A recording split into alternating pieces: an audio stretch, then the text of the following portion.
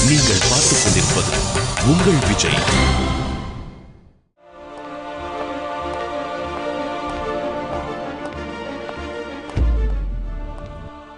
முன்ஜென்மம் நிகழ்ச்சிக்கு உங்களை வரவேற்கிறோம். முன்ஜென்மம் இது ஒரு ஆழ்மன கண்டுபிடிப்பு களம். ஒருவரது முன்ஜென்மத்தையும் அவரது ஆழ்மன ரகசியங்களையும் அறிந்து கொள்வதன் மூலம் அவர் இந்த ஜென்மத்தில் அனுபவித்துக் கொண்டிருக்கின்ற உடல் சார்ந்த மனம் சார்ந்த பிரச்சனைகளுக்கு பாஸ்ட் லைஃப் தெரப்பியின் மூலமாக நிரந்தரமாக தீர்வு காண்பதே இந்த நிகழ்ச்சியின் அடிப்படை நோக்கம். இந்த நம்பிக்கையின் அடிப்படையில் இன்று நம்மிடையே வந்திருக்கும் சிறப்பு விருந்தினர், இவரை சிறப்பு விருந்தினர் ஆக்ட்ரஸ் அப்படின்னு சொன்னாலாம் யாருக்கும் புரியாது. வாமா மின்னல் அப்படின்னு சொல்லி சொன்னீங்கன்னா பளிச்சுன்னா எல்லோருக்கும் தெரியும். Let's welcome actress Deepa.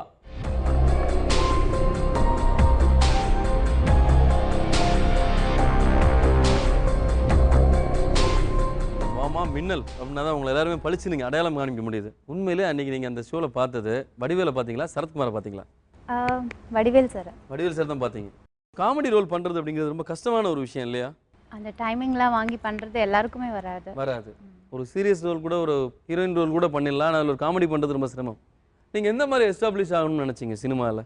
நான் ஆக்சுவலி ஒரு நல்ல ஆர்டிஸ்ட், எல்லா ரோலுமே எனக்கு செட் ஆகுற மாதிரி இருக்கணும்னு தான் நினச்சேன். ஓகே, அதே மாதிரி தான் இன்னமும் பண்ணிகிட்ருக்கேன். எந்த ஊர் உங்களுக்கு நேட்டிவ் என்ன? பெங்களூர்.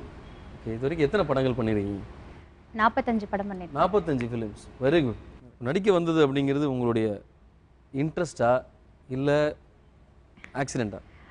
எல்லாரும் சொல்கிற மாதிரின்ட்டு என்னையும் எல்லாரும் தப்பாக நினச்சிடக்கூடாது. ஆக்சுவலி எனக்கு இன்ட்ரெஸ்டே கிடையாது இன்ட்ரெஸ்ட் கிடையாது. ஓகே.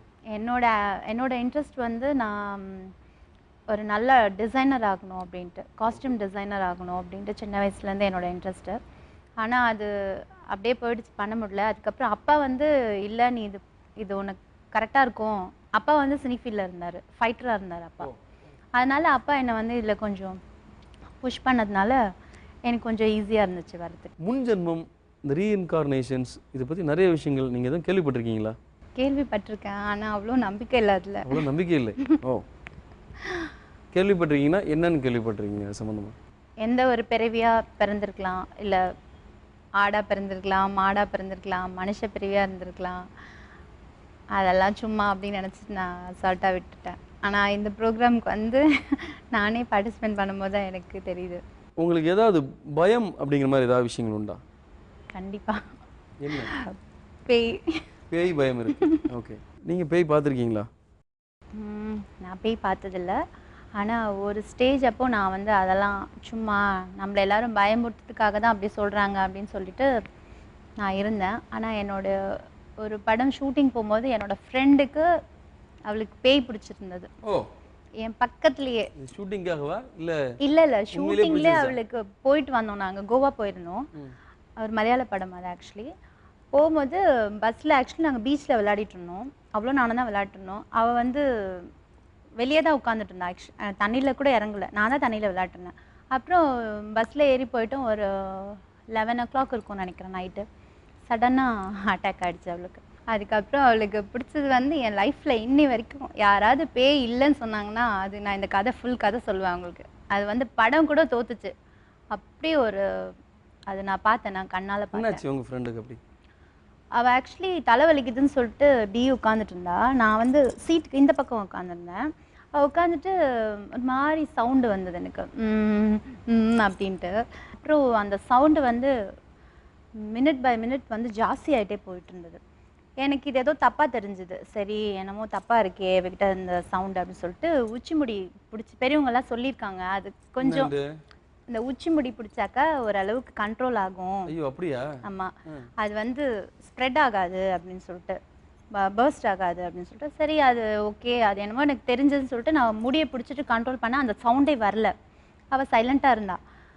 அப்போ அந்த மலையாளிஸ் அசிஸ்டன்ட் டைரக்டர்ஸு, கேமராமேனு எல்லாரும் வந்து அதெல்லாம் ஒன்றும் இல்லை விடு, அதெல்லாம் ஒன்றும் இல்லை தீபா, விடு அப்படின்னு சொல்லி அசால்ட்டாக கையை விடுன்னு நாங்கள் விட்டது தான். நான் விட்டதுக்கப்புறம் அந்த பொண்ணோட எக்ஸ்ப்ரெஷனு, சவுண்டு, அந்த வாய்ஸு, கண்ணு ஃபுல்லாக ரெட் ஆகிடுச்சு. அப்படியே ஒரு மாதிரி ஆகிட்டா. ஒரு 15 ஆம்பளைங்க அவளை கண்ட்ரோல் பண்ணுறாங்க, கண்ட்ரோல் பண்ணவே முடியல. அப்படியே எந்திரிக்கிறா அவ, ஒன்றுமே பண்ண முடியல. அதுக்கப்புறம் நான் அந்த இடத்துல இருந்து அந்த ஸ்டேஜுக்கு அப்புறம் எனக்கு ஒரு மாதிரி பயம் எடுத்துடுச்சு. இதுக்கு மேலே நம்மளால கண்ட்ரோல் பண்ண முடியாது, இந்த இடத்த விட்டு ஜம்ப் பண்ணி போகலான்னு சொல்லிட்டு என்னை வந்து அங்கே எடுத்துட்டாங்க. அங்கேருந்து ஜம்ப் பண்ணி என்னை அங்கே கூப்பிட்டு போயிட்டாங்க. கூட்டு போனதுக்கப்புறம் ஒரு கேமராமேன் அசிஸ்டன்ட் நினைக்கிறேன், அவர் விபூதி வச்சுருந்தார், மாலை போட்டிருந்தார், ஐயப்பன் மாலை. அவர் வந்து விபூதி எடுத்து தலையில் வச்சு அது ஏதோ மந்திரம் சொல்லி அதுக்கப்புறம் தான் அவள் கொஞ்சம் சைலண்ட் ஆனான். இது ஏன் தீபா நீங்கள் இப்படி எடுத்துக்கக்கூடாது?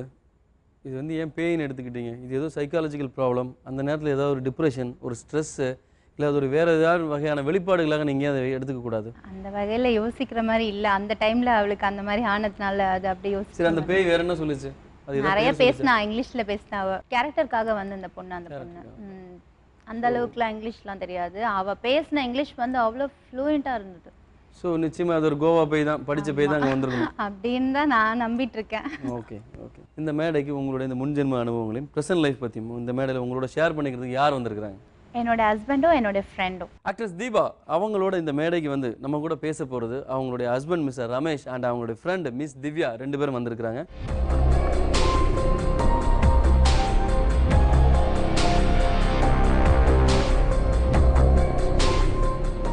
அவங்களுடைய பாஸ்ட் லைஃப் மேலே அவங்களுக்கு நம்பிக்கை இல்லை அப்படின்னு சொல்லி சொன்னாங்க. உங்களுக்கு இருக்கா? இல்லை. உங்களுக்கும் இல்லை. ரமேஷ் சார், உங்களுக்கு? கண்டிப்பாக கிடையாது. பாஸ்ட் லைஃப், முன்ஜென்மம், ரீஇன்கார்னேஷன்ஸ் இதெல்லாம் உங்களுக்கு நம்பவே மாட்டேன்.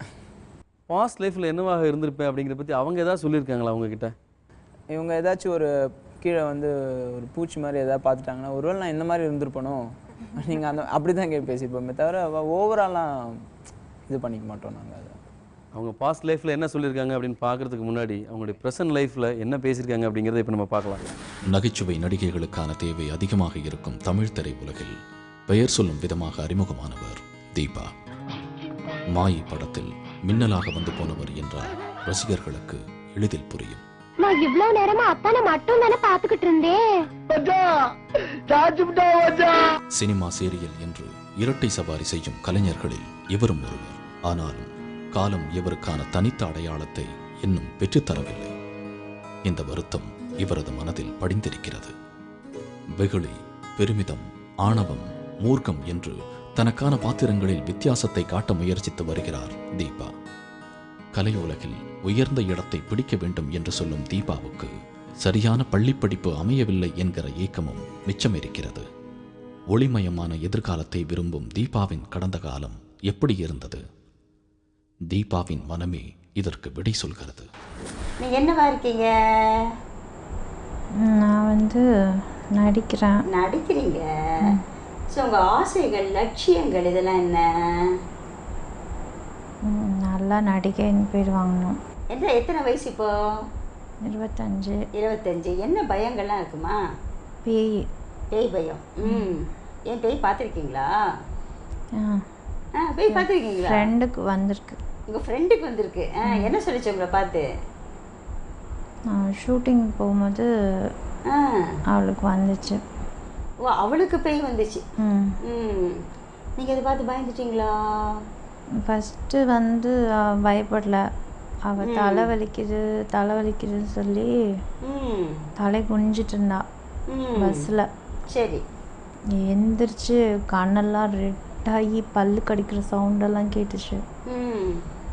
கண்ணு வந்து ஒயிட்டு மட்டும்தான் தெரிஞ்சுது. அவ்வளோ இதுவாக இருந்தது. அப்படியா? அதுக்கப்புறம் தான் நான் நம்பினேன் பேய் இருக்கு. உண்மையாக பேய் இருக்கு நீங்கள் நம்புனீங்க. சரி, பேய் இருக்குன்னு நம்புறீங்க, சாமி இருக்குன்னு நம்புறீங்களா? ஃபஸ்ட்டு நம்பலை நான். அதுக்கப்புறம் நான் சின்ன வயசாக இருக்கும்போது ஏதோ ஏதோ ஒரு இதுக்கு போயிருந்தேன். கோவிலுக்கா? எந்த இடத்துக்கு? கோவிலுக்கு போகும்போது அவங்களுக்கு வந்து சாமி வரும், அதை எடுக்கிறதுக்காக அவங்க போயிருந்தாங்க. அப்போ நான் வந்து ரொம்ப சாமி ரொம்ப பக்தி, மஞ்சள்லாம் போட்டு குங்குமம்லாம் வச்சுட்டு போவேன். அப்போ அந்த சாமி இது போகும்போது அவங்க கூடவே நானும் போயிட்டேன். எங்கள் வீட்டு பக்கத்து தெருவு தான். போகும்போது அவங்க சாமி இறக்கி விடும்போது நான் அங்கே போய் நின்றுட்டு இருந்தேன். என்கிட்ட வந்துட்டாங்க. யார் வந்தது உங்ககிட்ட? நாகத்தம்மன். நாகத்தம்மன் வந்துட்டாங்களா? ஸோ உங்களுக்கே சாமி வந்திருக்கு. அதனால் நீங்கள் நிச்சயமாக நம்புறீங்க அதை, இல்லையா?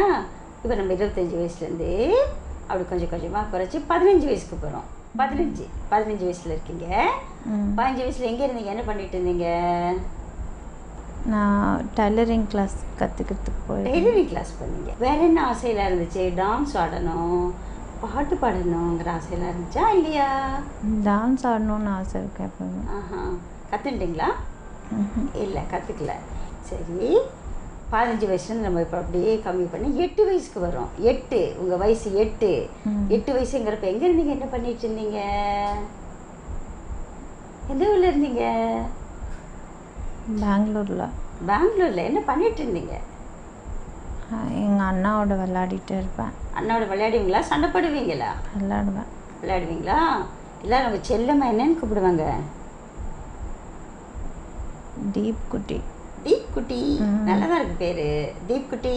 அப்பனுக்கு எதை பார்த்து ரொம்ப பயம்? தனியாக இருக்க மாட்டேன். தனியாக இருந்தால் அழுவேன். தனியாக இருந்தால் அழுவீங்க. ஏன் பயமா? தனியாக இருக்க பயமாக இருக்குமா? ஏன் பேய் வந்து பிடிச்சிக்குமா? அப்படி யார் சொன்னது தனியாக இருந்தால் பேய் வந்து பிடிச்சிக்கோன்னு? பேய் இல்லை, யாராவது தூக்கிட்டு போயிடுவாங்கன்னு. ஐயோ, யாராவது தூக்கிட்டு போயிடுவாங்கன்னு பயமாக இருந்துச்சா? கருவா அம்மாவோட வயிற்றுல இருக்க நீ, அந்த இடம் கருப்பாக இருக்கா, வெளிச்சமாக இருக்கா, பயமாக இருக்கா, எப்படி இருக்கு உனக்கு? சரி பார்ப்போம். கருப்பாக இருக்கு. ஆனால் நீ பயப்படுறியா? பயப்படல, சந்தோஷமாக தான் இருக்க. கேட்ட கேள்விகளுக்கு நீங்கள் பதில் சொல்லிட்டு இருந்தீங்க இல்லையா? அது எது வரைக்கும் நீங்கள் வந்து ஒரு விழிப்பு நிலையில் இருந்தீங்க? ஆக்சுவலி இந்த பேய் பிடிச்சிட்டு போயிடும் அது வரைக்கும்லாம் எனக்கு கொஞ்சம் தெரிஞ்ச மாதிரி இருந்தது. அதுக்கப்புறம்லாம் எனக்கு கை கால்லாம் எதுவுமே ஒர்க் ஆகலை, ஒரு மாதிரி இருந்தது. அந்த மியூசிக், அந்த சவுண்டு, அந்த டார்க்னஸ்ஸு, அது வேறு ஏதோ ஒரு உலகத்துக்கு போயிட்டு வந்த மாதிரி இருந்தது. சாமி வந்துச்சு உங்களுக்கு அப்படின்னு சொல்லி சொன்னீங்கல்ல, அந்த நேரங்கள் அந்த விஷயங்கள் எல்லாம் உங்களுக்கு நினைவில் இருக்கா? கண்டிப்பாக இருக்கும். நார்மலாக இருக்கிற தீபா நாகத்தம்மனா மாறின உடனே எப்படி அந்த டிரான்ஸ்மிஷனுக்கு அந்த இடைப்பட்ட நேரங்கள் எப்படி இருந்தது? அந்த ஒரு மாறுதலுக்கு உட்பட்ட அந்த நேரம். அந்த மாறுதல் வந்து உடம்பு ஃபுல்லாக ஒரு மாதிரி வெயிட் ஆகிடும். ஃபஸ்ட்டு வெயிட் ஆனதுக்கப்புறம் நம்ம என்ன பண்ணுறோங்கிறது வந்து லைட்டாக தான் தெரிய வரும். நம்ம என்ன பண்ணுறோம், யார் நம்ம பக்கத்தில் இருக்காங்கன்னு. ஆனால் முக்கால்வாசி தெரியாது, யார் என்ன ஏதுன்னு தெரியாது. ஆனால் சொல்ல வேண்டியது அந்த நேரத்தில் சொல்லிடுவோம். ஸோ இது வரைக்கும் நாகத்தம்மன் மட்டும்தான் வருமா, வேறு ஏதாவது சாமிகள் வந்திருக்கா? இல்லை, அவங்க மட்டும்தான் வருவாங்க. மட்டும்தான் வரும். ஆக்ட்ரஸ் தீபா அவங்கக்கிட்ட நடிப்பு இது சார்ந்த விஷயங்கள் நிறைய இருக்கும் அப்படின்னு நினச்சேன். ஆனால் அதை தாண்டி அவங்க பேய் சாமி அப்படின்னு சொல்கிற விஷயங்கள் எல்லாம் உண்மையிலேயே ஒரு அழகான ஒரு டிவி சீரியலுக்கான ஸ்கிரிப்டும் கதையும் அவங்கக்கிட்ட இருக்குது அப்படின்னு நான் நினைக்கிறேன். அவங்களுடைய ப்ரெசன்ட் லைஃப் இப்போ பார்த்துட்டு இருந்தோம். அவங்களுடைய பாஸ்ட் லைஃப்பை பார்க்குறதுக்கு முன்னாடி ஒரு சின்ன பிரேக்.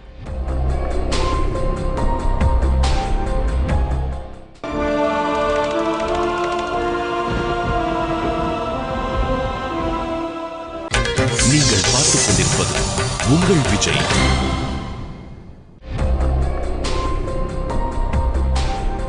மீண்டும் முன்ஜென்மம் நிகழ்ச்சிக்கு உங்களை வரவேற்கிறோம். தனிமையாக இருக்கிறது பயம் குழந்தையாக இருக்கும்போது அப்படின்னு ஒரு விஷயம் சொல்லியிருந்தீங்க. இப்பவும் அந்த பயம் இருக்கா? கண்டிப்பாக. இப்போ என்ன பயம்? அப்போ குழந்தையா இருந்தீங்க, உங்களுக்கு சாக்லேட் கொடுத்து அவங்களை தூக்கிட்டு போயிடலாம் அப்படின்னு சொல்லலாம். இப்போ எப்படி? லைட் இருந்துச்சுன்னா இருப்பேன், லைட்லாம் இல்லைன்னா இருக்க மாட்டேன். இப்போ நார்மலாக அந்த பயம் தனிமையாக இருக்கும்போது பயம் இருக்குமா உங்களுக்கு? ஆமாம் இருக்குது.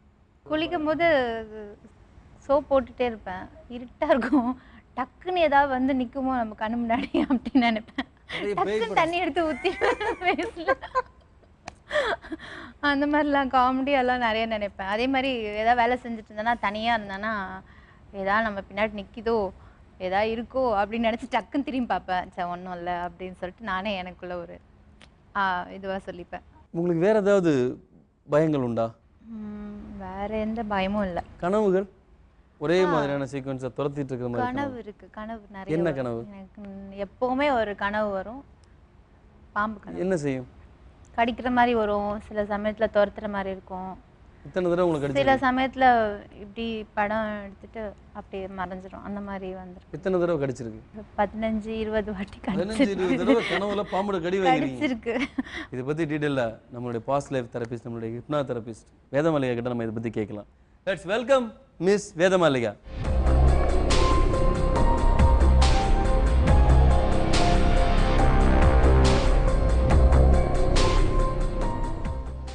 மேடம், ஆக்ட்ரஸ் தீபா அவங்களோட பேசிகிட்டு இருக்கிறோம்.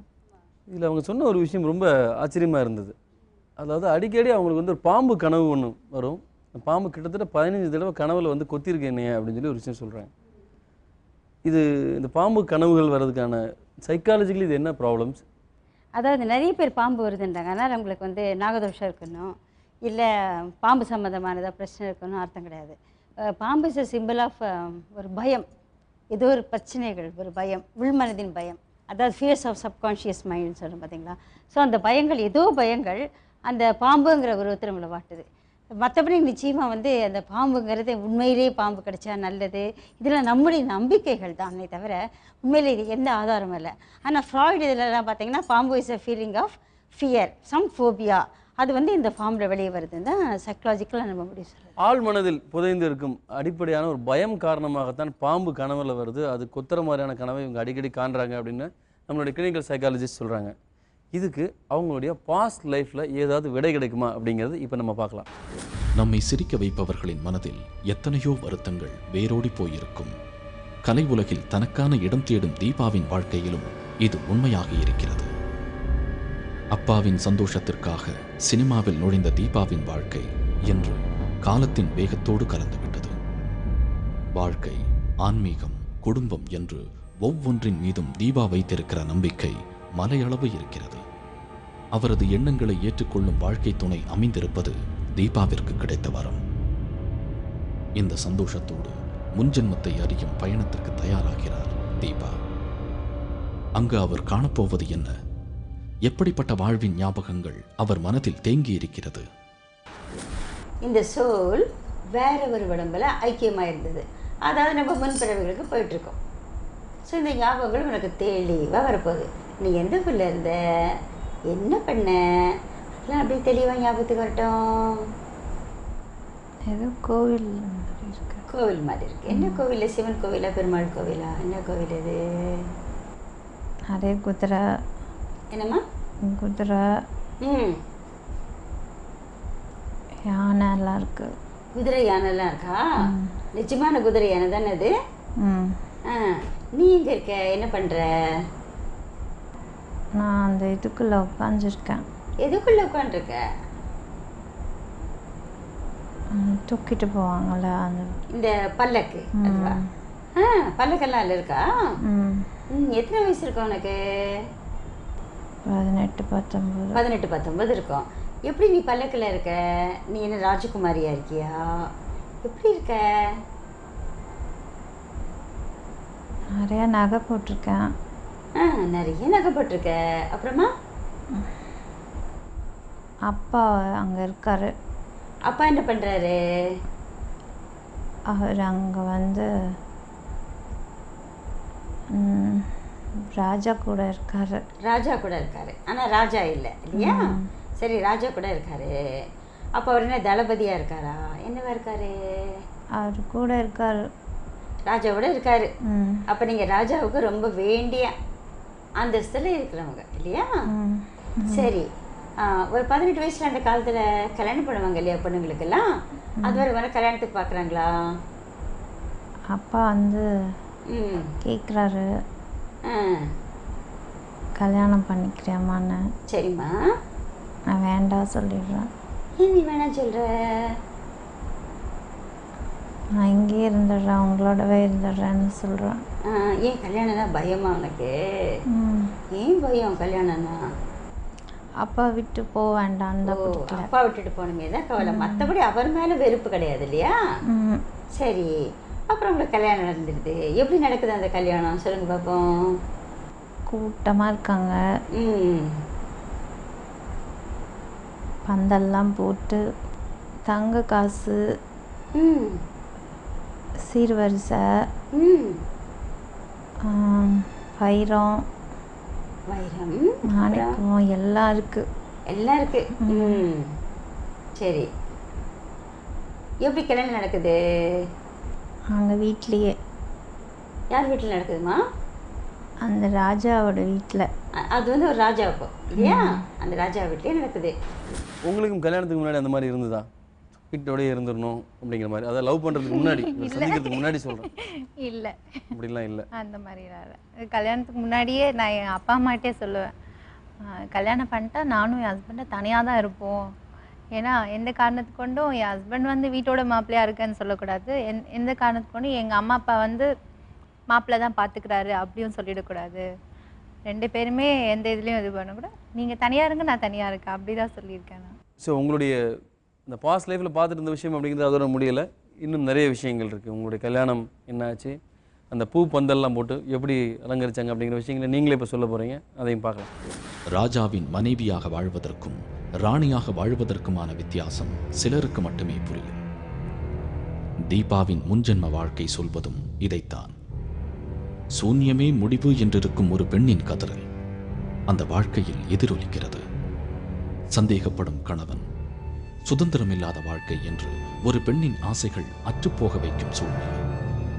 அந்த வலியை மீண்டும் உணர்ந்த போது தீபாவின் மனம் சலனமற்று இருக்கிறது. சில நிமிடங்களுக்கு பிறகு மீண்டும் தன் முன்ஜென்ம அனுபவம் தேடி பயணிக்கிறது தீபாவின் மனது. சரி, நீங்கள் கல்யாணம் பண்ணிக்கிட்டு அப்புறம் எங்கே இருக்கீங்க? எங்கேயும் போகல. எங்கே போகிறோமா? எங்கேயும் போகல. எங்கேயும் போலியா? அங்கே ராஜா வீட்டிலே இருந்துறியா அப்போ? சரி, அவர் உன்னை எப்படி கவனிச்சுக்கிறாருமா? சொல்லு பாப்போம். நல்லா பார்த்துக்கிறாரா? நீ கேட்டதெல்லாம் வாங்கி தர்றாரா? எப்படி பார்த்துக்கிறாரு? அவர் எங்கேயுமே கூப்பிட்டு போக மாட்டேன். அச்சோ, அவனை எங்கேயுமே கூட்டிகிட்டு போறியா? அப்போ எனக்கு வருத்தமாக இருக்கு. நீ கேட்டியா என்னைக்காவது கூட்டிகிட்டு போங்க அப்படின்னு கேட்டியா? வேண்டாம், நீ வந்து ரொம்ப அழகாக இருக்கிறனால நான் உன்னை எங்கேயும் கூட்டி போக மாட்டேன், உன்னை எல்லாரும் பார்ப்பாங்க, நீ இங்கேயே இரு அப்படின்னு சொல்லிடுறாரு. அதாவது தன்னுடைய அழகான மனைவியை அடுத்தவங்க பார்க்கறது அவருக்கு பிடிக்கல இல்லையா? ஆனால் மன கஷ்டமா இருக்கு இல்லையா? அங்கே செல்லமாக சுதந்திரமாக இருந்துட்டு இங்கே வந்து கஷ்டப்படுறமே அப்படின்னு வருத்தமாக இருக்கு இல்லையா? அப்புறம் எப்போ உங்களுக்கு குழந்தைலாம் பிறக்குது?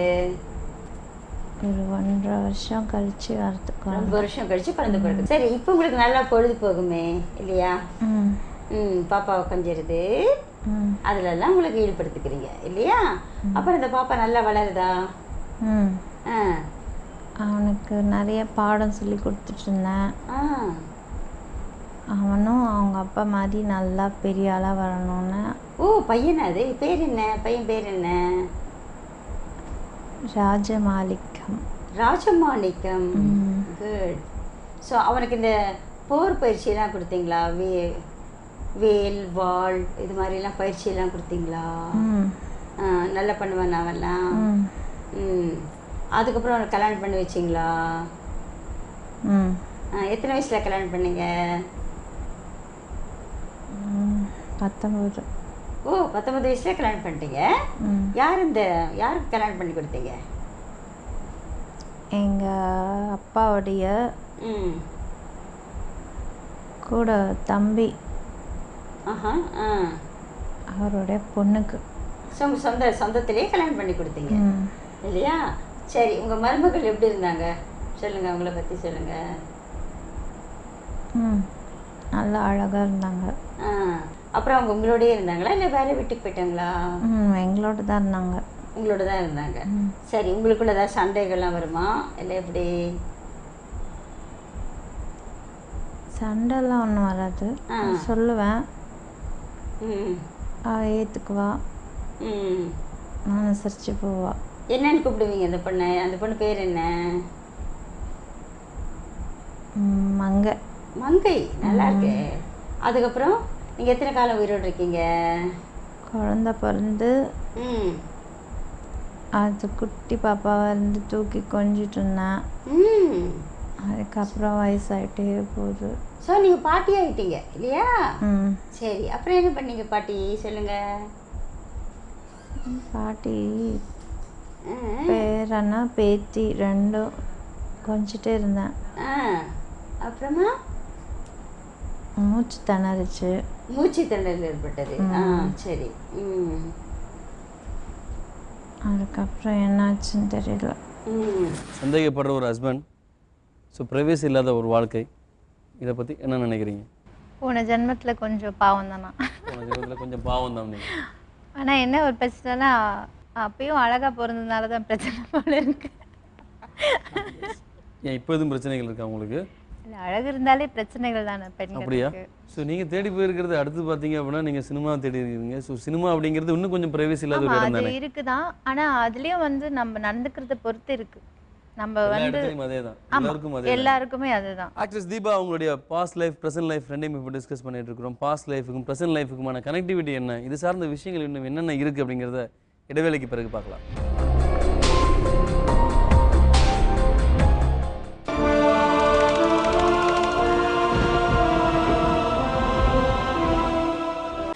நீங்கள் பார்த்துக் கொண்டிருப்பது உங்கள் விஜய்.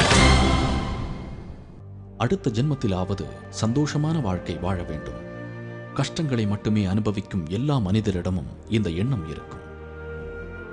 தான் செல்லும் பாதை நேரானது என்ற நம்பிக்கை கொண்டவர் தீபா. சுதந்திரமான சூழலும் அன்பு பொங்கும் குடும்பமும் அமைய வேண்டும் என்பது இப்போதும் தீபாவின் மனதில் இருப்பதுதான். இந்த எண்ணங்களுக்கான அடித்தளமாக அவர் சொல்லும் முன்ஜென்ம வாழ்க்கை அமைந்திருக்கிறது. சில நிமிடங்களுக்கு பிறகு மீண்டும் தொடர்கிறது தீபாவின் முன்ஜென்ம பயணம். பையன் பையன். சரி, எத்தனை வயசு இருக்கும் இந்த பையனுக்கு? 9. 9 வயசு. எப்படி இருக்க நீ பார்க்கறதுக்கு? கருப்பாக இருக்கேன். சரி, என்ன பண்ணுற? அப்பா அம்மாவுக்கு உதவியாக இருக்கேன். அது எந்த ஊர் இது? கன்னடத்தில் பேசுகிறேன். நீ கன்னடத்தில் பேசுகிற. உன்னை எல்லாரும் என்னன்னு கூப்பிடுறாங்க? உன்னை எல்லாரும் என்னன்னு கூப்பிடுறாங்க? நாகப்பா. நாகப்பா. எஸ் நாகப்பா, என்ன பண்ணுறீங்க? என்ன தொழில் பண்ணுறீங்க? சொல்லுங்கள் பார்ப்போம். நான் வந்து கல் உடைக்கிறேன். கல் உடைக்கிறேன். அப்பா அம்மாலாம் என்ன பண்ணுறாங்க? அப்பா அம்மாவும் அதே தான், கல் உடைக்கிற வேலை தான். சரி, அப்புறம் என்ன பண்ணுறீங்க சொல்லுங்கள். 9 வயசுலேருந்து அப்படியே வளர்றீங்க இல்லையா? அப்புறம் எப்போ உங்களுக்கு கல்யாணம் ஆகுது? 15 வயசில் கல்யாணம் ஆகுது. ஓ, அவ்வளோ சீக்கிரம் கல்யாணம் ஆயிடுச்சா? சரி, யாரை கல்யாணம் பண்ணிக்கிறீங்க? அங்கேயே கல் உடைக்கிற பொண்ணு. அங்கேயே கல் உடைக்கிற பொண்ணு அது.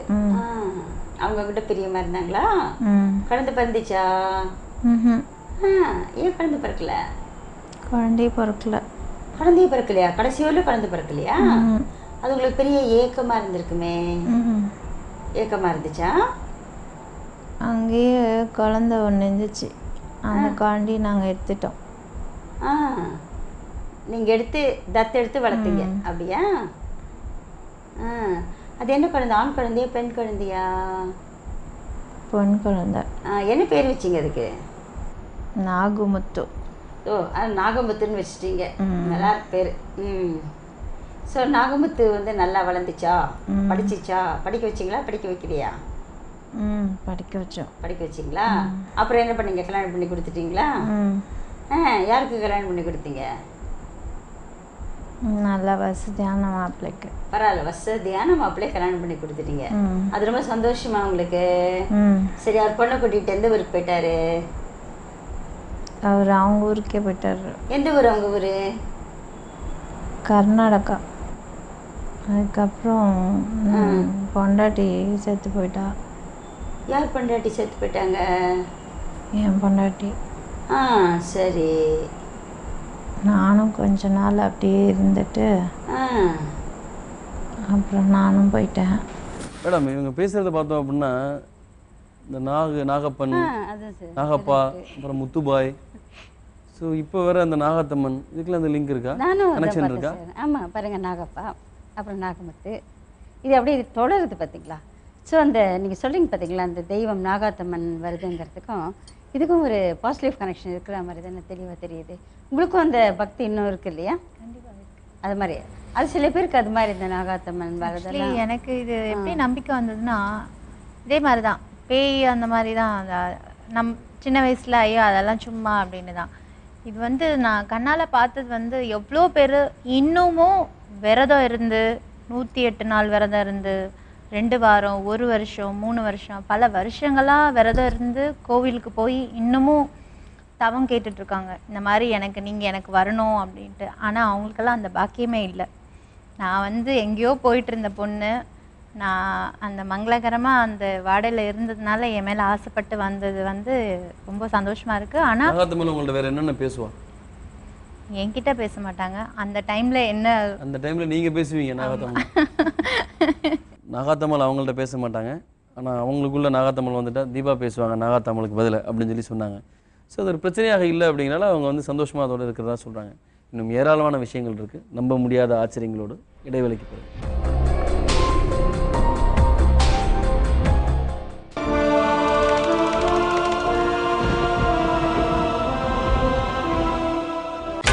நீங்கள் பார்த்துக் கொண்டிருப்பது உங்கள் விஜய்.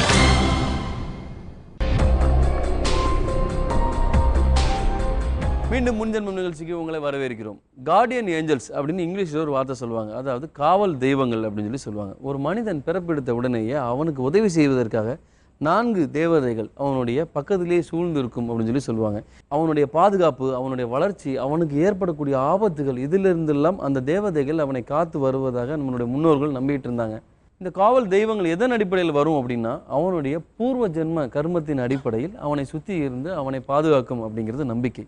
இன்னைக்கு ஆக்ட்ரஸ் தீபா பேசிகிட்டு இருக்கிறது அப்படிங்கிறது, நாகாத்தம்மன் என் கூடவே இருக்கிறாங்க, எனக்குள்ளே வந்து பேசுவாங்க அப்படின்னு சொல்கிறதும் இந்த மாதிரியான ஏதாவது அடிப்படைகள் சார்ந்த நம்பிக்கைகள் சார்ந்த விஷயமா? இப்போ அவங்கள்ட்டே கேட்கலாம். நீங்கள் சொல்லுங்கள், இது எதுவும் உங்களுடைய நம்பிக்கை சார்ந்த ஒரு விஷயம் நினைக்கிறீங்களா? கண்டிப்பாக நம்பிக்கையான ஒரு விஷயம் தான். உங்களுடைய நம்பிக்கை தான். நம்பிக்கை அப்படிங்கிற ஒரு விஷயம் இல்லாத ஒன்றை உருவாக்குற மாதிரியான விஷயமாக மாற வாய்ப்புகள் இருக்கா? இல்லாத ஒன்றை வந்து உருவாக்க முடியாது சார். அதான் நம்மளா நம்பி நம்பி நம்பி ஒரு உருவம் கொடுக்கறதுங்கிறது வேற, அது நம்ம இல்யூஷன் சொல்கிறோம், அது வேற. இவங்க வந்து நிஜமாவே இதை நம்புறாங்க, உண்மையிலேயே அந்த சக்தி உங்களுக்குள்ள வந்திருக்கு அப்படிங்கிறப்ப இது பொய்யான ஒரு கருத்து. அந்த நம்பிக்கையோட வெளிப்பாடு நிச்சயமா நாகாத்தம்மன் தனக்குள்ள இருக்கிறதாக ஒரு பிலீஃப்ஸ் வரத்தானே செய்யும் இல்லையா? இப்போ இந்த சாமி அருள் வர்றதுங்கிறது எல்லாருக்கும் வர்றதில்லை, சில பேருக்கு தான் அந்த இது கிடைக்கிறது. சில பேர் சும்மா ஆக்ட் பண்ணுவாங்க, அது வேறு விஷயம். ஆனால் உண்மையில் அந்த அருள் இருக்கிறதுக்கும் வாய்ப்பு இருக்குது. எல்லாத்தையுமே நம்ம வந்து இது ஹல்யூசினேஷன் இல்யூஷன் தள்ளிட முடியாது, தள்ளலாம் நம்மளால் எந்த ரிசல்ட்டையும் வந்து கொண்டாட முடியாது. முன்ஜென்மம் சார்ந்தாக இதோட முடியல, இன்னும் ஏராளமான விஷயங்கள் பேசுகிறீங்க. உங்களுடைய அதுக்கு முந்தைய பாஸ்ட் லைஃப் எப்படி இருக்குது அப்படிங்கிறத இப்போ பாருங்கள். இதுக்கு முன்னாடி பிறவிக்கு நீங்கள் போகிறீங்க, அப்போ அது எந்த ஊர், பையனா பொண்ணா, என்ன தெரியுது சொல்லிட்டே வாங்க பார்ப்போம். பாட்டி. பாட்டியா இருந்தீங்களா? என்ன பாட்டி? உங்கள் பேர் என்ன? வசலா பாட்டி. வச்சலாவா? வச்சலா பாட்டி. என்ன வயசு உங்களுக்கு? 68. 68 வயசாதா? நீங்கள் எந்த ஊரில் இருக்கீங்க பாட்டி சொல்லுங்க? கோயம்புத்தூர். கோயம்புத்தூரில் இருக்கீங்களா? அப்புறம் சொல்லுங்கள், உங்களுக்கு எப்படி பேரம்பேத்திலாம் இருக்காங்களா? யாரோட இருக்கீங்க நீங்கள்? யாரோட இருக்கீங்க? 3 பையன். அப்புறம் 4 பொண்ணு. ஆஹா, 4 பொண்ணு 3 பையன். அப்புறமா பேரன் பேத்தி எல்லாரும் இருக்காங்க. நிறைஞ்ச வாழ்க்கை இல்லையா? நீங்கள் அவங்களோட சேர்ந்து சந்தோஷமாக இருக்கீங்களா? இல்லை தனியாக இருக்கீங்களா? சந்தோஷமாக இருக்கேன். அப்போ என்ன ஆசை உங்களுக்கு இருந்துச்சு இந்த வச்சலா பாட்டியாக இருக்கிறப்போ? என்ன ஆசைலாம் இருந்துச்சு உங்களுக்கு? பேத்தி பேரெல்லாம் பெருசாகி இருக்கிற வரைக்கும் உயிரோடு இருக்கணும்னு. அப்புறமா இன்னும் 100 வயசு வரைக்கும் வாழணும்னு. 100 வயசு வரல, ஸோ 68 வயசுலேருந்து 100 வயசு வரல வாழணும்னு நினச்சிங்க. சரி. கோயம்புத்தூர் லாங்குவேஜில் தான் பேசுவீங்களா? என்னன்னு பேசுங்க பார்ப்போம். எதாவது பேசுங்க, கோயம்புத்தூர் கோயம்புத்தூர் மொழியில் பேசுங்க. ஏ காஞ்சம்மா எங்கே இருக்க? அப்புறம் எங்கே சீக்கிரம் வாடியே. அப்புறம் அப்படின்னு பேசுவேன். பல்லெல்லாம் இல்லைல்ல, அதனால சரியாக பேச வராது. பல்லெல்லாம் இல்லை. அப்புறம் எத்தனை வயசு வரை நீங்கள் உயிரோடு இருந்தீங்க? 68. 68 வயசு தான் உயிரோடு இருந்தீங்க. என்ன பிரச்சனை வந்தது? கண் பார்வை கம்மியாச்சு. கண் பார்வை கம்மியாச்சு. சரி.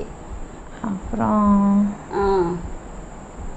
மூச்சு அடிச்சு அப்படியே நின்றுச்சு. அப்போ எல்லாரும் உங்கள் பக்கத்தில் இருந்தாங்களா? என்ன வச்சலா பாட்டி இந்த கோயம்புத்தூர் லாங்குவேஜோட இப்படி ஒரு தடவை பேசி காமிங்க பார்க்கலாம். கோயம்புத்தூர் லாங்குவேஜ் இது வரைக்கும் நான் பேசினதே கிடையாது. ஓகே. நாங்கள் பேசியிருக்கேன்னா எனக்கே ஆச்சரியமா இருக்கு எனக்கு. சார் ரெண்டாவது அந்த வாய்ஸ் பார்த்தீங்களா, அப்படியே அந்த பாட்டியோட வாய்ஸே இருந்தது. அதை நம்ம சொல்லுவோம் they are reliving the past அப்படிங்கிற மாதிரி. அந்த வாய்ஸ் வந்து பேபி வாய்ஸ் இல்லை, அடல்ட் வாய்ஸும் கிடையாது, கரெக்டாக அந்த பாட்டி வாய்ஸே இருந்தது. அது வந்து ஒரு உண்மையான ஸ்டேட்மெண்ட் அப்படிங்கிறதுக்கு அது ஒரு ப்ரூஃப். அதான் பிடிச்சிருக்கா? கோயம்புத்தூர் போயிருக்கீங்களா? கோயம்புத்தூர் போயிருக்கேன். அது இப்போ நீ கேட்கும்போது எனக்கு ஞாபகம் வருது. அங்கே போகும்போது எனக்கு என்ன தோணுன்னா, இந்த இடத்த எங்கேயோ பார்த்த மாதிரி இருக்கே, அந்த இடத்த எங்கேயோ பார்த்த மாதிரி இருக்கே அப்படின்னு நினைப்பேன். ஓகே, நம்ம எங்கே பார்த்துருப்போம், டிவியில் பார்த்துருப்போம் அப்படின்னு சொல்லிட்டு நானே என்னை காம்ப்ரமைஸ் பண்ணிப்பேன். ஆக்ட்ரஸ் தீபா அவங்களுடைய பாஸ்ட் லைஃப், ப்ரெசன்ட் லைஃப் எல்லாத்தையும் டிஸ்கஸ் பண்ணி பேசிக்கிட்டு இருக்கிறோம். இன்றைக்கி ப்ரெசன்ட் லைஃப்பில் இருக்கிற பிரச்சனைகள் அப்படிங்கிறது, அவங்களுக்கு தனிமையாக இருக்கிறது அப்படிங்கிறது மிகப்பெரிய பயம். தனியாக இருந்தாங்க அப்படின்னா வீட்டில் எப்பவும் ராத்திரி பகல் இல்லாமல் எப்பவும் லைட் எரிஞ்சுக்கிட்டே இருக்கும். கிச்சனில் போய் தனியாக நின்னாங்க அப்படின்னா பின்னாடி யாரோ நிற்கிற மாதிரியே இருக்கும். இந்த மாதிரியான பயங்களுக்கு பாஸ்ட் லைஃப் தெரப்பின் மூலமாக என்ன சொல்ல போகிறோம், என்ன செய்ய போகிறோம் அப்படிங்கிறத இடைவேளைக்கு பிறகு பார்க்கலாம்.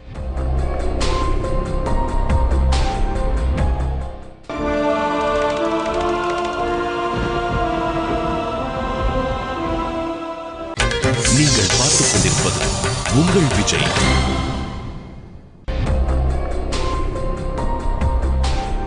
மீண்டும் முன்ஜென்மம் நிகழ்ச்சிக்கு உங்களை வரவேற்கிறோம். ஆக்ட்ரஸ் தீபா அவங்களுடைய பாஸ்ட் லைஃப், ப்ரெசன்ட் லைஃப் பற்றி தான் இப்போ நம்ம பேசிகிட்டு இருக்கிறோம். இன்றைக்கி அவங்களுக்கு இருக்கிற பிரச்சனைகள் அப்படிங்கிறது, தனிமையாக இருக்கிறது அப்படிங்கிறது மிகப்பெரிய பயம். இதை பற்றி இப்போ டீட்டெயிலாக பேசுவோம். மேடம், இப்போ அவங்க சொல்லியிருக்க மாதிரி தனிமையாக இருக்கிறது அப்படிங்கிறது, ஒரு லோன்லினஸ் அப்படிங்கிறது உண்மையிலே கொடுமையான ஒரு விஷயந்தான். அதுவும் தனிமை அப்படிங்கிறது வந்து வீட்டில் தனிமையாக இருக்கும்போது ரொம்ப பயமாக இருக்குது அப்படின்னு சொல்லி சொன்னாங்கன்னா, இதுக்கும் பாஸ்ட் லைஃப்பில் இருக்கிற விஷயங்களுக்குமான தொடர்பு என்ன, இது எப்படி சரி செய்கிறது, என்ன பிரச்சனை? சரி, இன்றைய எல்லா பயங்களுக்குமே காரணம் வந்து பாஸ்ட் லைஃப்பில் இருக்குன்னு சொல்ல முடியாது. ஏன்னா இப்போ அவங்களோட 3 பாஸ்ட் லைஃப்லேயும் அவங்க தனியாகவே இல்லை. எந்த பாஸ்ட் லைஃப்லையும் தனியாக இருந்த மாதிரி தெரியலையே. அதை வறுமையில் இருந்தாலும் சரி, செல்வத்தோடு இருந்தாலும் சரி, தனிமையாக இல்லை.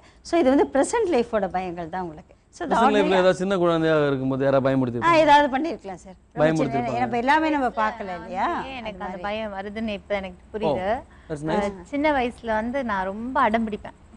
நான் வச்சதா சட்டம், அது எனக்கு வேணும்னா அது வேணும். அது கிடைக்கலன்னா ஒரு 2 மணி நேரம் இருந்தாலும் சரி, 4 மணி நேரம் இருந்தாலும் சரி, இந்த காலை தேய்ச்சிட்டு அழ உட்காந்தேன்னா அந்த இடத்த விட்டு எந்திரிக்கவே மாட்டேன். அதனால என்ன பண்ணுவாங்க, பாத்ரூமில் போட்டு கதவை சத்தி என்னை விட்டுருவாங்க. அதுக்கப்புறம் கேண்டில் எடுத்துகிட்டு வந்து மேலே சொட்ட போடுவாங்க. அப்புறம் நீ இதே மாதிரி பண்ணிட்டு இருந்தேன்னா அங்கே பேய் இருக்கு, அங்கே கொண்டு போய் விட்டுருவேன் அப்படிலாம் சொல்லி ஏன்னா அந்தளவுக்கு நான் அடம் பிடிப்பேன். அது வேணும்னா அது வேணும், அந்த மாதிரி. அது அப்படி எனக்கு கிடைக்கலன்னா இருக்கிறது எல்லாத்தையும் உடச்சி போட்டுருவேன். அதனால எனக்கு பாத்ரூமில் போய் பனிஷ்மெண்ட் கிடைக்கும். அதனால எனக்கு அந்த பயம் ஜாஸ்தி இருக்கலாம். என்ன கேண்டில் எடுத்து சுட்ட கையில் விடுவாங்களா? சுட வைக்கிற மாதிரி சார். செய்யாத, செய்வியா, அந்த தப்பு செய்வியா? யார் செய்வாங்க அப்படி? எங்க அம்மா, எங்க சித்தி எல்லாரும். லைக் எப்படின்னா, நான் வந்து நான் ஸ்டாப்பா அது வந்து அழுதுட்டே தான் இருப்பேன். யார் என்ன சொன்னாலும் கேட்கவே மாட்டேன். தண்ணி வருதோ இல்லையோ அழுதுகிட்டே இருப்பேன். அந்த சவுண்ட் வந்து எல்லாருக்கும் இரிட்டேட் ஆகும் இல்லையா? அப்படி இருந்தாலும் கஷ்டமா இருக்கு. ஒரு சின்ன குழந்தையா இருக்கும்போது அதை இந்த அளவுக்கு மிரட்டுறது. மேல போட மாட்டாங்க, அதை எடுத்து வந்து இப்படி பயம் காட்டுவாங்க. பண்ணுவியா அந்த மாதிரி, போட்டுமா அவன் மேல போட்டுமா அப்படின்னு, அந்த மாதிரி தான். ஆனால் இருந்தாலும் அது ஒரு அதிர்ச்சியாக மாற வாய்ப்பு இருக்கிறது. அது மாதிரி பண்ணக்கூடாது. ஆக்சுவலாக குழந்தைகளை வந்து நம்ம சீர்திருத்தம்னு சொல்லிட்டு அவங்க மனசில் நம்மளே பயங்களை போட்டு இது பண்ணக்கூடாது சார். இது மாதிரி நான் நிறைய இன்சிடென்ட்ஸ் நானும் பார்த்துருக்கேன். சின்ன குழந்தையில என்ற ஏற்படுற அதிர்ச்சிகள் போகிறதே கிடையாது. அதே ஒரு சின்ன பையனை வந்து டாக்டர் பத்திரமா பார்த்துக்க சொன்னான்னு சொல்லிட்டு வீட்டில் வச்சு பூட்டிட்டாங்க சார். நீங்கள் நம்ப மாட்டீங்க, வீட்டில் வச்சு பூட்டிட்டாங்க. அப்புறம் அந்த 3 வயசு வரையில் ஜஸ்ட்டு கதை திறந்து சாப்பாடு கொடுக்கறது சரி. இன்றைக்கும் அந்த பையனுக்கு சார் 3 வயசுல தான் அவனுக்கு இந்த கொடுமைகள் நடந்தது. அதுக்கப்புறம் இன்னைக்கு அவனுக்கு 16 இயர்ஸ் ஆனாலும் அந்த பையன் அவனை சீக்கிரமாக வெளியே கொண்டு வர முடியல எங்களால். இது வந்து பாஸ்ட் லைஃப் கிடையாது, ப்ரெசன்ட் லைஃப்பில் ஏற்பட்ட சின்ன வயதில் ஏற்பட்ட பயங்கள். ஸோ இன்றைக்கி அந்த பேரண்ட்ஸ் வந்து ஃபீல் பண்ணுறாங்க, இல்லைன்னு சொல்லலை. ஆனால் அந்த பயங்களை எடுக்கிறது எவ்வளோ கஷ்டம், அந்த குழந்தை எவ்வளோ சஃபர் பண்ணுது. ஸோ இப்போ பெற்றோர்களை நிச்சயமாக கவனிக்கணும். நாங்கள் குழந்தைங்களை கண்டித்து வளர்க்குறோம் சொல்லிட்டு இது மாதிரி தண்டிச்சு வளர்க்குறோம். அதுதான் முக்கியம். ஆமாம் சார், நிஜமாக நடந்த சம்பவம் இது. நான் doctor Vedamalika, medical psychologist, hypnotherapist and positive therapist. So இந்த பாசிட்டிவ் தெரப்பியை யூஎஸில் படிச்சுட்டு இதில் டீப்பாக நான் வந்து ரிசர்ச் பண்ணிகிட்ருக்கேன். இப்போ நம்ம ஹிப்னோதெரப்பினா என்னென்னு பார்க்கலாம். ஹிப்னோதெரப்பியை பற்றி தெரிஞ்சுக்கணும்னா முதல்ல மனசை பற்றி தெரிஞ்சுக்கணும். மனசு அப்படின்னா நம்மளுக்கு 2 மனசு இருக்குது. வெளி மனசு, அதாவது conscious mind, and subconscious mind அப்படின்னா உள் மனசு. ஸோ நம்ம என்ன பண்ணுறோம் ஹிப்னோதெரப்பியில் அப்படின்னா, வெளி மனசை, அலைப்பாயிற வெளி மனசை அமைதிப்படுத்திட்டு சக்தி வாய்ந்த உள் மனசை அப்ரோச் பண்ணுறோம். அந்த உள் மனசில் தான் எல்லா நினைவுகளும் பதிஞ்சிருக்கு. அதாவது நம்முடைய இந்த ஜென்மத்தில் சைல்டுஹுட்டில் நடந்த நிகழ்ச்சிகள் எல்லாமே இதில் தான் பதிஞ்சிருக்கு. இப்போ ரெக்ரேஷன் அப்படி சொல்கிறோம். ரெக்ரேஷன் அப்படின்னா ஒரு 41 வயசு இருக்கிற ஒருத்தரை அப்படியே ஏஜை படிப்படியாக குறைச்சி 41, 40, 38, 37 அப்படி கொஞ்சம் கொஞ்சமாக குறைச்சி சைல்டுஹுட்டுக்கு கொண்டு போகிறோம். ஏன்னா சின்ன வயசில் நடந்த நிகழ்ச்சிகள் ரொம்ப ரொம்ப முக்கியமானதுன்னு சொல்லலாம். சின்ன வயசுலேருந்து அப்படியே 0 ஸ்டேஜ், அதாவது கருப்பருவம், அந்த வூம் ஸ்டேஜ், அந்த வூம் ஸ்டேஜில் கூட நிறைய டிஸார்டர்ஸ் வர சான்சஸ் இருக்குது. அதில் அந்த வூம் ஸ்டேஜில் வந்து அவங்க எப்படி இருந்தாங்க, அந்த தாவியோட உணர்வுகளை குழந்தை எப்படி பிரதிபலிக்குது, இது எல்லாம் வந்து நம்ம பார்க்குறோம். ஸோ சப்கான்ஷியஸ் மைண்டில் எல்லா நிகழ்ச்சிகளுமே பதிவாகி இருக்குது. இந்த ஹிப்னோதெரப்பியில் நம்மளுக்கு அது ஆன்சர் கிடைக்கல, 0 ஸ்டேஜ் வரலில் போய் கூட ஆன்சர் கிடைக்கல அப்படின்னா தான் என்ன பண்ணுறோம், பாஸ்ட் லைஃப் தெரப்பி அப்படிங்கிற முன்ஜென்ம இதுக்கு வந்து போகிறோம். இதை முற்பிறவி மருத்துவம் அப்படின்னு சொல்லலாம். சரி, முற்பிறவி மருத்துவம் அப்படின்னா அது வந்து என்ன அப்படின்னா, நம்மளுக்கு இந்த ஜென்மத்தில் நாம் ஃபேஸ் பண்ணுற பல பிரச்சனைகளுக்கு, அது மன ரீதியாக இருக்கலாம், உடல் ரீதியாக இருக்கலாம், வாழ்க்கை ரீதியாக இருக்கலாம், கர்மா சம்மந்தப்பட்டதாக இருக்கலாம். ஸோ இப்படிப்பட்டதுக்கெல்லாம் காரணம் வந்து அந்த பாஸ்ட் லைஃப்பில், அதான் நம்ம கடந்த பிறவைகளில் ஒளிந்திருக்கும். ஆரம்பத்திலே சொன்ன மாதிரி இது ஒருவருடைய புதைமனம் தொட்டு அவர் முன்ஜென்மத்தில் என்னவாக இருந்தார் என்பதையும் அவரது ஆழ்மன ரகசியங்களையும் தெரிந்து கொள்வது இந்த நிகழ்ச்சி. இதற்கான முக்கிய காரணம் அப்படிங்கிறது அவர் இந்த ஜென்மத்தில் அனுபவித்துக் கொண்டிருக்கின்ற மனம் சார்ந்த உடல் சார்ந்த பிரச்சனைகளுக்கு நிரந்தரமாக தீர்வு காண்பது அப்படின்னு முதலே சொல்லியிருந்தேன். அதே விஷயம்தான் இப்போது ஆக்ட்ரஸ் தீபா அவங்களுக்கு இருந்த பிரச்சனை அப்படிங்கிறது தனிமை அப்படின்னா அவ்வளோ பெரிய பயம் அப்படிங்கிறது ரொம்ப சாதாரணமாக இல்லை. ரொம்ப கிச்சனில் இருக்கும்போது திடீர்னு பின்னாடி யாரோ இருக்கிற மாதிரியான உணர்வுகள் இருக்கும் அப்படின்னு சொல்லி சொன்னாங்க. இந்த விஷயத்துக்கான அடிப்படையான காரணம் என்ன அப்படிங்கிறது இவர் தெரிஞ்சுக்கிட்டாங்க அப்படிங்கிறது உண்மையிலேயே உங்களைப் போலவே எனக்கும் சந்தோஷமான விஷயம். மீண்டும் அடுத்த வாரம் மற்றும் ஒரு சிறப்பு விருந்தினருடனும் அவரது முன்ஜென்ம ரகசியங்களுடனும் உங்களை சந்திக்கும் வரை உங்களிடமிருந்து விடைபெறுவது உங்கள் ராஜநாராயணன்.